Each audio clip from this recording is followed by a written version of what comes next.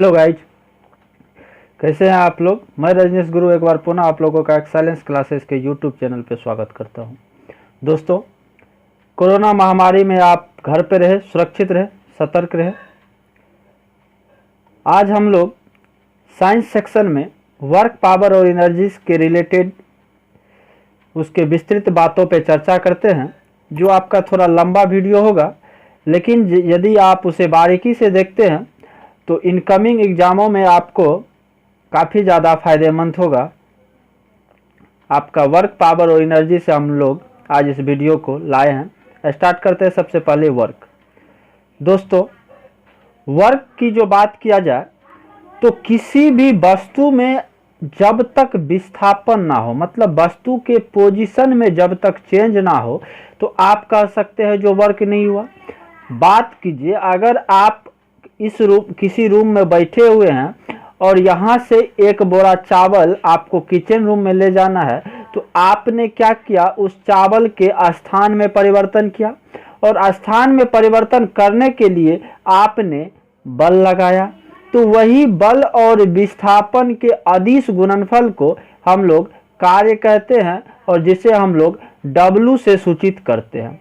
तो आपका जो कार्य होता है वह बल गुना विस्थापन होता है। दोस्तों, अगर आपको एक दीवार को विस्थापित करने के लिए कह दिया जाए और आप भर दिन काम करें और शाम तक भी अगर वो दीवार अपनी जगह को नहीं छोड़ा, मतलब दीवार में कोई भी परिवर्तन नहीं आया, तो डैट मीन्स आपका डिस्प्लेसमेंट यहाँ से जीरो, तो मतलब आपका वर्क भी जीरो। अगर बल या विस्थापन में से कोई एक भी अगर जीरो हो जाता है तो अब आपका कार्य शून्य हो जाता है। ऐसा खास करके हम लोग देखते हैं अपने दैनिक जीवन में, जो बहुत भारी वस्तु है जिस पर मैंने अपार बल लगाया, लेकिन मेरे बल लगाने के बावजूद भी वह वस्तु अपने स्थान से परिवर्तित नहीं होती है, तो मतलब क्या हुआ, वस्तु का विस्थापन शून्य का शून्य रह गया, तो मतलब कार्य आपका शून्य हो गया। मतलब अब आपको समझ में आ गई होगी, जो बल और विस्थापन दोनों का कुछ ना कुछ वैल्यू अगर आएगा तभी आपका वर्क होगा। चलते हैं हम लोग इसके आगे, वर्क का एसआई यूनिट क्या होता है। दोस्तों, वर्क का एसआई यूनिट लिखने के लिए हम लोग को लिखना होगा जो एसआई यूनिट ऑफ फोर्स, मतलब फोर्स का एसआई यूनिट, फोर्स का एसआई यूनिट आप जानते हैं न्यूटन होता है, और SI unit of displacement, displacement का एसआई यूनिट आप जानते हैं मीटर होता है। तो बल का जो एसआई यूनिट होता है वो न्यूटन इंटू मीटर होता है, जिसे शॉर्ट में हम लोग जूल कहते हैं, और उस जूल को जे से लिखते हैं। बल का एसआई यूनिट आपका न्यूटन इंटू मीटर होता है, जिसे शॉर्ट में हम लोग जूल कहते हैं, और जूल को जे से लिखते हैं। यदि इसका सीजीएस यूनिट की बात किया जाए तो सीजीएस यूनिट इसका अर्ग होता है, सीजीएस यूनिट बल का अर्ग होता है, और एसआई यूनिट इसका जूल होता है। कई बार कंपटीशन में इसका आपको डायमेंशन भी पूछा गया है, तो हम लोग अगला देख लेते हैं इसका डायमेंशन कैसे निकालेंगे। दोस्तों, वर्क के डायमेंशन निकालने के लिए हमको फोर्स का डायमेंशन चाहिए, और आप जानते हैं जो मेरा फोर्स जो होता है वो मास इनटू एक्सेलरेशन होता है। तो मास का डायमेंशन आप जानते हैं, हम लोग मास को केजी से, मास को हम लोग एम से लिखते हैं, मास को हम लोग एम से लिखते हैं, और ये जो एक्सेलरेशन होता है मेरा वो होता है the rate change of velocity with respect to time. मतलब एक्सेलरेशन जो मेरा होता है वो मास हो गया ये आपका एम, और एक्सेलरेशन जो आपका है वो एक्सेलरेशन मेरा होता है ना v अपॉन टी, और v तो आप जानते हैं जो डिस्प्लेसमेंट में समय परिवर्तन का दर है, तो v मतलब आपका l, और एक्सेलरेशन आपका l बाई टी, तो एम एल टी माइनस 2 ये हो गया। और बल जो होता है, वर्क जो मेरा होता है वो होता है फोर्स इंटू डिस्प्लेसमेंट, तो फोर्स का डायमेंशन हो गया एम एल टी माइनस 2, और आपका डिस्प्लेसमेंट का डायमेंशन, डिस्प्लेसमेंट मतलब डिस्टेंस, और डिस्टेंस का डायमेंशन मतलब एल, तो आपका जो इसका वर्क का जो डायमेंशन हो जाएगा वो M L two T minus 2। The dimension of work is M L two T minus 2। चलिए, अब जो अगला टर्म मेरा आता है वो आता है आपका कुछ सीक्वेंस में एंगल पे, क्योंकि हम लोग जो कोई भी कार्य करते हैं, कोई भी वस्तु को एक स्थान से दूसरे स्थान ले जाते हैं या उस वस्तु को के स्थान परिवर्तन करते हैं, तो मेरे बल और विस्थापन के बीच में कुछ एंगल बन जाता है, जिस एंगल हम लोग कॉस थीटा के संदर्भ में लेके चलते हैं और उसको वहाँ पे हम लोग जो कहते हैं वो आपका W इक्वल टू हो जाता है W equal to F S cos theta. और आप लोग जानते हैं जो कॉस थीटा के 0 से लेकर 90 तक का वैल्यू बराबर होता है। अब आइए, अब जब कॉस थीटा का मतलब थीटा आपका 0 डिग्री हो, थीटा आपका क्या हो मित्रों 0 डिग्री हो, तो कॉस 0 का वैल्यू आप लोग जानते हैं जो 1 होता है। तो उस सिचुएशन में आपका जो वर्क होगा वो W equal to F S हो जाएगा। मतलब डायरेक्ट फोर्स और डिस्प्लेसमेंट को आप मल्टीप्लाई कर दीजिए, आपका रिजल्ट मिल जाएगा, वर्क मिल जाएगा। ये उस सिचुएशन में होगा जब आपका एंगल कितना डिग्री हो 0 डिग्री हो, और इसी में आपका मैक्सिमम कार्य होगा जब दो मतलब हम जिस वस्तु पे बल लगा रहे हैं और वह वस्तु अगर मेरे बल लगाने के साथ 0 डिग्री का एंगल बना लेता है, तो उस सिचुएशन में आपका वर्क मैक्सिमम होता है, क्योंकि आपका वहाँ पे एंगल 0 डिग्री होने से कॉस 0 डिग्री का वैल्यू 1 होता है और आपका वर्क मैक्सिमम हो जाता है। अगला पॉइंट देखते हैं, जब आपका थीटा 90 डिग्री हो। दोस्तों जब आपका थीटा 90 डिग्री होता है तो कॉस 90 का वैल्यू आप जानते हैं 0 होता है और आपका कार्य वहाँ पे टोटली 0 हो जाएगा। मतलब अगर आप किसी भी वस्तु को डायरेक्ट लंबवत उठा रहे हैं, परपेंडिकुलर उठा रहे हैं, तो आपके द्वारा क्या हुआ कार्य 0 होगा, कार्य आपसे 0 होगा, क्योंकि आपका और उस वस्तु यानी कि लगाए गए बल और वस्तु के विस्थापन के बीच का एंगल 90 डिग्री हुआ है और cos 90 का वैल्यू आप लोग जानते ही है 0 होता है। अब अगर आप किसी वस्तु को राइट की ओर ले जा रहे हैं और वस्तु आपका लेफ्ट की ओर जा रहा है, तो मतलब आपका जो एंगल है मतलब थीटा जो है वह 180 डिग्री बन रहा है, मतलब अपोजिट डायरेक्शन में, और cos 180 का वैल्यू आप लोग जानते हैं -1 होता है। तो इस सीक्वेंस में आपका जो मान होगा वो सबसे कम होगा, मतलब ऋणात्मक वैल्यू आपको मिलेगा।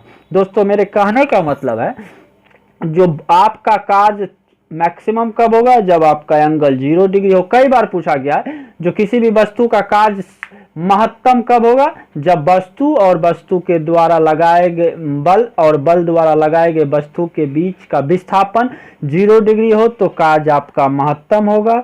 अगर एंगल 90 डिग्री हो तो कार्य 0 होगा, और एंगल अगर 180 डिग्री हो तो कार्य सबसे कम ऋणात्मक होगा। ये कुछ बल की बातें थी, और इससे आगे हम लोग नेक्स्ट वीडियो में इस पे न्यूमेरिकल देखेंगे। आज मैं सिर्फ इसका थ्योरेटिकल देख रहा हूं।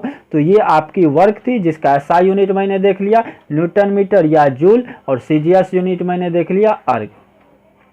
चलते हैं नेक्स्ट टर्म एनर्जी,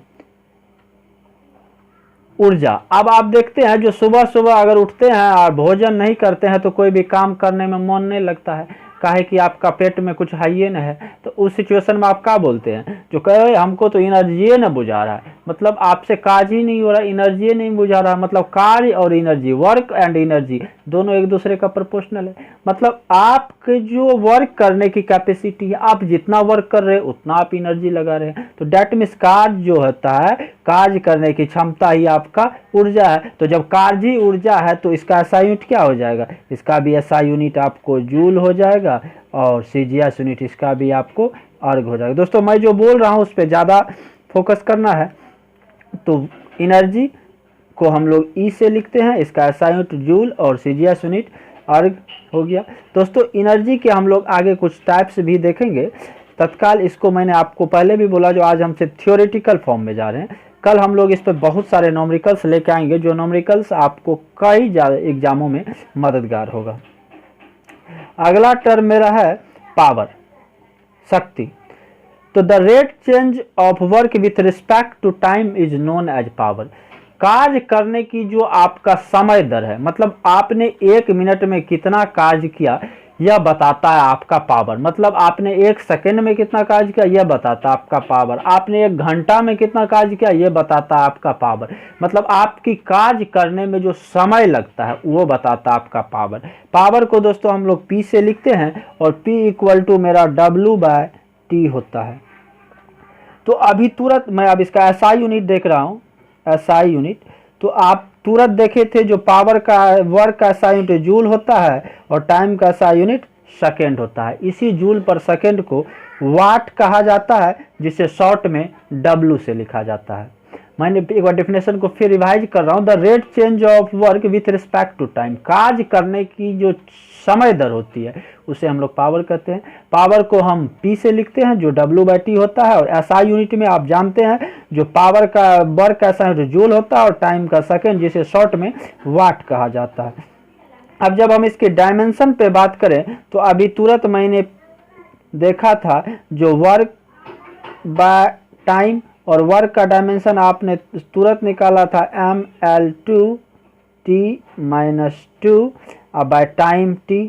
अब यह टाइम जब ऊपर जाएगा तो आपका रिजल्ट हो जाएगा mL2T-3। ये आपका पावर का SI डायमेंशन हो गया, SI यूनिट हो गया आपका जूल पर सेकेंड बोले या नहीं तो वाट बोले। ये आपका पावर था। अगला टर्म आपका है यांत्रिक ऊर्जा, मतलब मैकेनिकल एनर्जी। मैकेनिकल एनर्जी जो दोस्तों मेरा होता है ME, वो 2 टाइप्स में होता है जिसका हम लोग देख रहे हैं। पहला गतिज ऊर्जा जिसे काइनेटिक एनर्जी कहते हैं, और दूसरा स्थितिज ऊर्जा जिसे पोटेंशियल एनर्जी कहते हैं। किसी भी वस्तु में गति के कारण जो ऊर्जा उत्पन्न होती है उसे गतिज ऊर्जा कहते हैं। मतलब अगर एक ऑब्जेक्ट पे बल लगाया गया और बल लगाने के बाद ऑब्जेक्ट में मोशन स्टार्ट हो जाए, मतलब उसमें वेलोसिटी आ जाए, मतलब वो गति के साथ अपने स्थान में परिवर्तन करना स्टार्ट कर दे, दैट मीन्स काइनेटिक एनर्जी। गति के कारण अगर किसी भी ऑब्जेक्ट में ऊर्जा उत्पन्न हो जाती है तो उसे हम लोग काइनेटिक एनर्जी कहते हैं, जिसका इक्वेशन 12 mv² होता है। जैसे आपका बंदूक से चले हुए गोली का हो गया, उसके बाद धनुष से चले हुए बाण का हो गया। धनुष में नहीं मैंने पूछा, धनुष से चले हुए बाण की गति कर रहा हूँ, क्योंकि धनुष में स्थितिज ऊर्जा रहता है। जैसे आप डोरी खींचते हैं ना, उसमें स्थितिज ऊर्जा, लेकिन उससे जो बाण जो आप चल रही है उसमें गतिज ऊर्जा, गोली में गतिज ऊर्जा। अब पोटेंशियल एनर्जी क्या हो गया आपको, किसी भी वस्तु में अस्थिति के कारण जो ऊर्जा उत्पन्न होती है। जैसे पानी को बड़ा सा बांध में स्टोर करके रख लिए, पूरा उसमें एनर्जी बना हुआ, जैसे बांध टूटेगा तो पूरा आपका सबको डुबा देगा, डेट मीन्स वो हो गया आपको स्थितिज एनर्जी, जिसका फॉर्मूला आपको P = mgh होता है। ये कुछ आज गतिज और स्थितिज ऊर्जा से रिलेटेड न्यूमेरिकल हम लोग कल देखेंगे। तब तक आप एक अगला टर्म जो आपका है वो है संवेग। संवेग जो होता है उसको हम लोग P से लिखते हैं।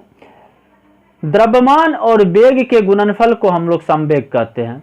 The dot product of mass and velocity is known as momentum, और इसे हम लोग P से लिखते हैं और ये m × v।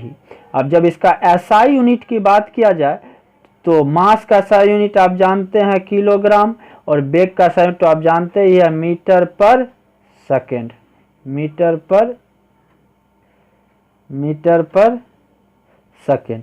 तो इसका SI यूनिट आपका हो जाएगा किलोग्राम मीटर पर